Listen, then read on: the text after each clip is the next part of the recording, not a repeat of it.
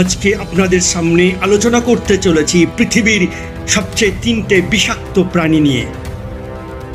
প্রথমে আপনারা দেখতে পাচ্ছেন বক্স জেলিফিশ, সমুদ্রের অন্যতম প্রাণঘাতী প্রাণী।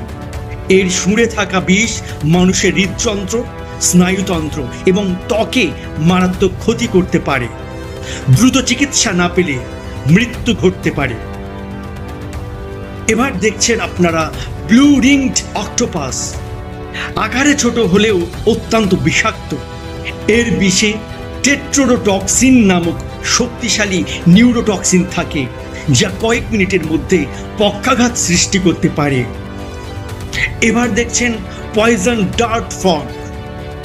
মধ্য ও দক্ষিণ আমেরিকার এই রঙিন ব্যাঙের ত্বকে শক্তিশালী বিষ থাকে। কিছু প্রজাতির বিষ কয়েকজন মানুষকে হত্যা করার জন্য যথেষ্ট শক্তিশালী।